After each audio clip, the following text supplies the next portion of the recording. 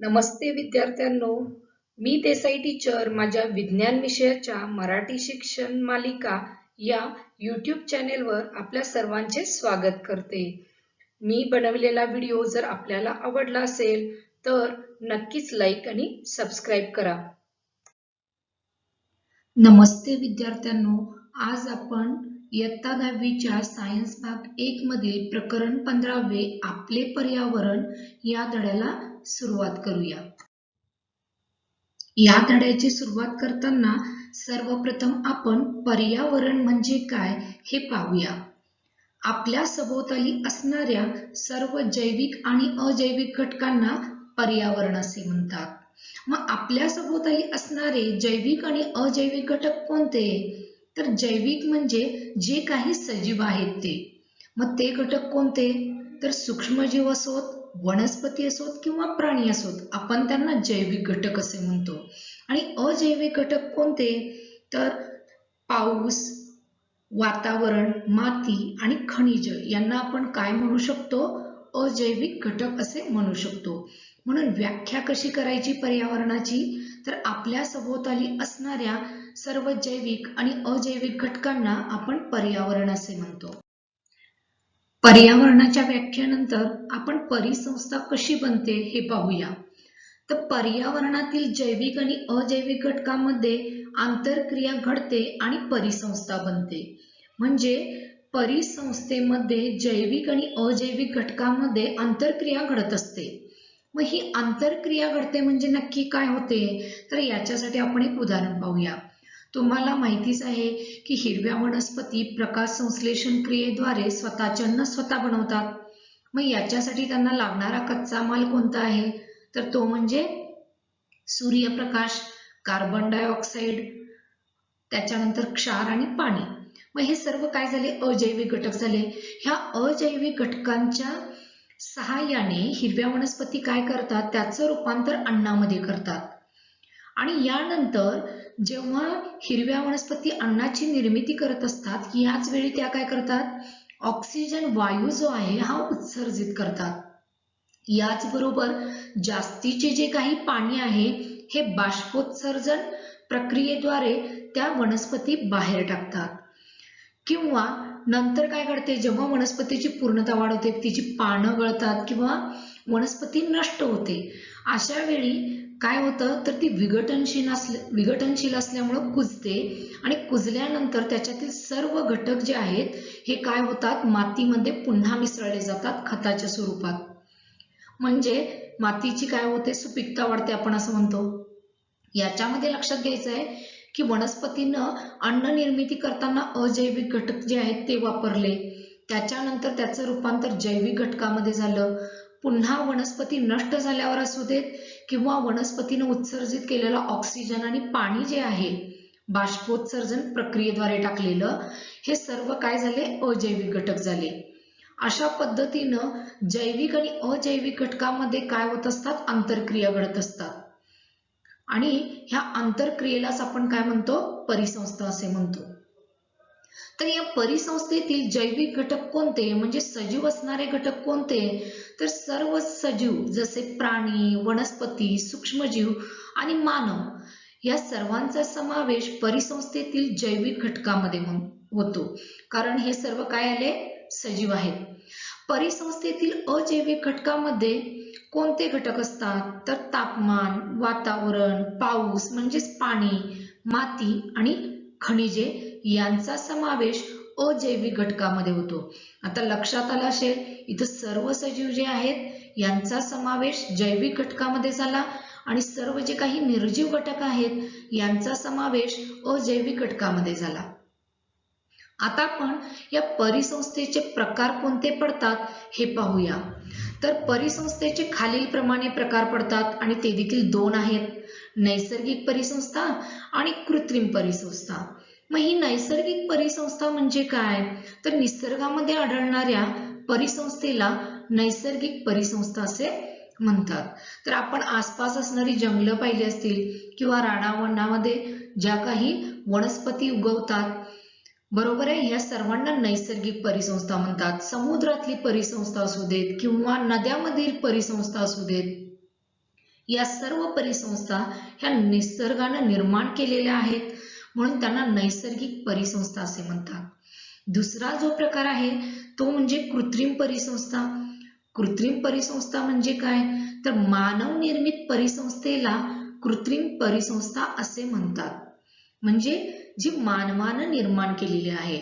उदाहरणार्थ मानव निर्मित ज्या बागा आहेत, गार्डन म्हणतो आपण त्याला, ठीक आहे, तिथे विविध प्रकारची झाडं आपल्याला पाहायला मिळतात, याला आपण कृत्रिम परिसंस्था असं म्हणू शकतो. ॲक्वेरियम, तर घरी तुम्ही बघितलं असाल ॲक्वेरियम आपण आणतो किंवा फिश टँक आणतो, याच्यामध्ये आपण काय करतो, आपल्याला हवे असलेले मासे किंवा वनस्पती यांचा समावेश या ॲक्वेरियम मध्ये किंवा फिश टँक मध्ये करतो. म्हणजे आपण ती परिसंस्था निर्माण करतो, म्हणून त्याला कृत्रिम परिसंस्था असे म्हणतात. शेतीचं उदाहरण घेऊ शकता. शेतीमध्ये देखील आपण काय करतो, आपल्याला आवश्यक असणाऱ्याच वनस्पतींची लागवड करतो. त्यामुळं शेतीमध्ये जे काही पीक आढळते याला आपण कृत्रिम परिसंस्था असे देखील म्हणू शकतो. पर्यावरणातून अन्न मिळवणे या आधारे सजीवांचे वर्गीकरण 3 गटामध्ये केले जाते. तर पहिला जो आहे तो म्हणजे उत्पादक, दुसरा उपभोक्ता आणि तिसरा जो आहे तो म्हणजे विघटक. तो उत्पादक गट म्हणजे कोणता, तर सर्व हिरव्या वनस्पती स्वतःचे अन्न स्वतः बनवितात, त्यांना उत्पादक असे म्हणतात. दुसरा जो गट आहे तो म्हणजे उपभोक्ता. तर काही सजीव जे स्वतःचे अन्न स्वतः बनवू शकत नाहीत, ते प्रत्यक्ष किंवा अप्रत्यक्षरित्या उत्पादकावरती म्हणजे वनस्पतीवरती अवलंबून असतात, त्यांना उपभोक्ता असे म्हणतात. तिसरं जे आहे ते म्हणजे विघटक. तर या गटामध्ये कोण येतं, तर सूक्ष्मजीव जे आहेत हे काय करतात, तर उत्पादक असू देत किंवा उपभोक्ता असू देत, यांचे टाकाऊ पदार्थ किंवा त्यांच्या मरणानंतर त्यांचं शरीर कुजवण्याचं कार्य किंवा त्यांचे टाकाऊ पदार्थ कुजवण्याचं कार्य हे विघटक करतात. आणि या विघटकामुळे काय होतं, तर सर्व जे काही जैविक घटक आहेत हे पुन्हा अजैविक घटकामध्ये म्हणजे सेंद्रिय पदार्थामध्ये याचं रूपांतर केलं जातं. तर या गटातील पहिला गट जो आहे तो म्हणजे उत्पादक. मग उत्पादक गट म्हणजे काय, तर सर्व हिरव्या वनस्पती स्वतःचे अन्न काय करतात, स्वतःच बनवितात, यांनाच आपण काय म्हणतो, उत्पादक असे म्हणतो. उदाहरणार्थ वनस्पती. तर आपल्या सर्वांनाच माहिती आहे की हिरव्या वनस्पती ज्या आहेत त्या प्रकाश संश्लेषण क्रियेद्वारे अन्नाची निर्मिती करतात. म्हणजे क्षार, पाणी, सूर्यप्रकाश, कार्बन डायऑक्साईड आणि हरितलवण या सर्वांचा उपयोग करून त्या काय करत असतात, अन्नाची निर्मिती करत असतात. म्हणजे त्या स्वयंपोषी असतात, म्हणून त्यांच्या पोषणाला देखील आपण काय म्हणतो, तर स्वयंपोषी पोषण असे देखील म्हणतो. दुसरा जो गट आहे तो म्हणजे उपभोक्ता. तर जे सजीव अन्नासाठी प्रत्यक्षपणे उत्पादकावरती अवलंबून असतात किंवा दुसऱ्या सजीवांवरती अवलंबून असतात त्यांना उपभोक्ता असे म्हणतात. तर या व्याख्येमध्ये तुमच्या लक्षात आलं असेल की उपभोक्ता जे आहेत ते स्वतःचे अन्न स्वतः बनवू शकत नाहीत, म्हणून ते काय करतात, तर प्रत्यक्षपणे उत्पादकावरती म्हणजे वनस्पतींवरती अवलंबून असतात किंवा इतर सजीवांवरती अन्नासाठी अवलंबून असतात, म्हणून त्यांना काय म्हटलं जातं, तर उपभोक्ता असं म्हटलं जातं. तर या उपभोक्त्याचे पुन्हा प्रकार पडतात, ते म्हणजे शाकाहारी, मांसाहारी, मिश्राहारी आणि परजीवी. तर शाकाहारी म्हणजे काय, तर जे सजीव वनस्पतीवरती अन्नासाठी अवलंबून असतात त्यांना शाकाहारी प्राणी असे म्हणतात. उदाहरणार्थ हरिण, हत्ती, गाय किंवा म्हशी. तर तुम्हाला माहिती आहे हे सर्व सजीव काय करतात, वनस्पती खाऊन जगतात, म्हणून त्यांना शाकाहारी प्राणी असे म्हणतात. दुसरे जे आहे ते म्हणजे मांसाहारी. तर मांसाहारी म्हणजे काय, तर जे सजीव प्राणी खाऊन जगतात किंवा प्राण्यांचं मांस खाऊन जगतात त्यांना मांसाहारी प्राणी असे म्हणतात. उदाहरणार्थ वाघ, कोल्हा इत्यादी. मिश्राहारी प्राणी. आता मिश्राहारी प्राणी म्हणजे काय, तर जे सजीव शाकाहारी देखील आहेत आणि मांसाहारी देखील आहेत त्यांना आपण मिश्राहारी असे म्हणू शकतो. जे प्राणी वनस्पती आणि प्राणी खाऊन जगतात त्यांना मिश्राहारी प्राणी असे म्हणतात. उदाहरणार्थ मानव, कारण तुम्हाला माहिती आहे मानव हा व्हेजिटेरियन पण आहे, नॉन व्हेजिटेरियन पण आहे. म्हणजे तो वनस्पती देखील खाऊन जगतो किंवा प्राण्यांचे मांस देखील खाऊन जगतो, म्हणून त्याला मिश्राहारी प्राणी असे म्हणतात. नंतर चौथा जो प्रकार आहे तो म्हणजे परजीवी. तर या परजीवीचे पुन्हा प्रकार पडतात. तर पहिला जो प्रकार आहे तो म्हणजे सहजीवी परोपजीवी. तर जे सूक्ष्मजीव इतर सजीवांवरती जगतात, पण त्या सजीवांना या सूक्ष्मजीवांपासून काहीच हानी नसते, त्यांना सहजीवी परोपजीवी असे म्हणतात. तर काही सजीव जे आहेत ते इतर सजीवांवरती जगतात, म्हणजे सूक्ष्मजीव. आता आपल्याला माहिती आहे की आपल्या आतड्यामध्ये लॅक्टोबॅसिलस सारखे सूक्ष्मजीव आहेत आणि जे काय करतात तर आपल्या शरीरातील प्रथिनांचं पचन करण्यास मदत करतात. बरोबर आहे. याचा अर्थ काय झाला तर ह्या सूक्ष्मजीवांचा आपल्या शरीराला फायदा होतो किंवा बी कॉम्प्लेक्स तयार करण्यासाठी सुद्धा यांची मदत होते. त्यामुळं या सूक्ष्मजीवांपासून आपल्याला कोणतीच हानी नसते. किंवा नायट्रोजन स्थिरीकरण करणारे जे बॅक्टेरिया द्विदल वनस्पतीमध्ये आढळतात, हे देखील सहजीवी परोपजीवीचं उदाहरण आहेत. नंतर आहेत ते म्हणजे हानिकारक परोपजीवी.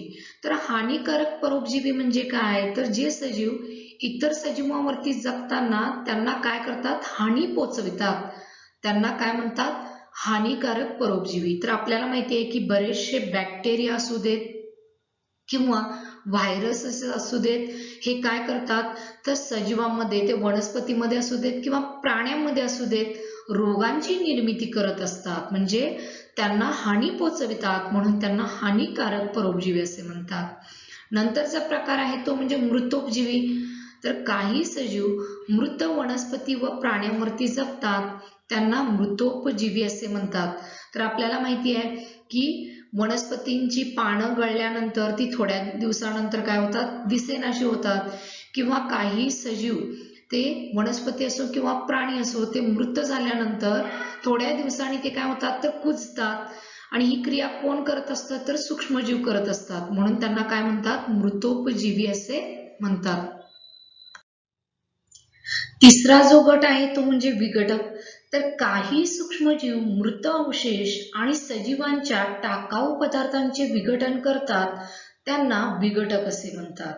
तर तुमच्या लक्षात आलं असेल की मृत अवशेष म्हणजे ते प्राणी असू देत किंवा वनस्पती असू देत, ते मृत झाल्यानंतर किंवा वनस्पतीचे आणि प्राण्यांचे जे काही टाकाऊ पदार्थ आहेत, यांचं विघटन करणारे जे काही सूक्ष्मजीव आहेत, यांना विघटक असे म्हणतात. आणि या विघटनानंतरच, म्हणजे विघटक जे काही विघटन करतात, याच्यानंतर खताची निर्मिती होत असते, जी जमीन सुपीक करण्यास मदत करते. या धड्यातील पुढचा महत्वाचा भाग आहे तो म्हणजे अन्नसाखळी. तर अन्नसाखळी म्हणजे नक्की काय तर परिसंस्थेतील एका सजीवाकडून दुसऱ्या सजीवाकडे अन्न ऊर्जेचे संक्रमण निम्न स्तरापासून ते उच्च स्तरापर्यंत होते, यालाच अन्नसाखळी असे म्हणतात. आता लक्षात घ्यायचं आहे, तर इथे एक पिरॅमिड दिलेला आहे तो पहा. उत्पादक म्हणजे वनस्पती, ठीक आहे, हे प्राथमिक उपभोक्ता म्हणजे शाकाहारी प्राणी, नंतर मांसाहारी प्राणी, हे देखील मांसाहारी प्राणी. तर याच्यामध्ये काय होतं तर या उत्पादकापासून म्हणजे निम्न स्तरापासून ते उच्च स्तर म्हणजे हा तृतीय उपभोक्ता असं आपण म्हणू शकतो. तर ह्या निम्न स्तरापासून ते वरतीपर्यंत काय होत असतं तर अन्नाच्या ऊर्जेचं संक्रमण होत असतं. बरोबर आहे. तर हे जे काही अन्नाचं संक्रमण निम्न स्तरापासून ते उच्च स्तरापर्यंत होतं, यालाच काय म्हणतात, अन्नसाखळी असे म्हणतात. म्हणजे परिसंस्थेतील एका सजीवाकडून दुसऱ्या सजीवाकडे काय होत असतं तर अन्नाच्या ऊर्जेचं संक्रमण होत असतं, आणि या सर्वांनाच आपण काय म्हणतो, अन्नसाखळी असे म्हणतो. यातील आणखी एक महत्वाचा भाग आहे तो म्हणजे पोषक स्तर. तर अन्नसाखळीमधील प्रत्येक जो काही टप्पा आहे किंवा पातळी आहे त्याला पोषक स्तर असे म्हणतात. तर इथं आकृतीमध्ये तुम्ही पाहू शकता, तर हा उत्पादक हा म्हणजे काय झाला, प्राथमिक पोषक स्तर, ठीक आहे.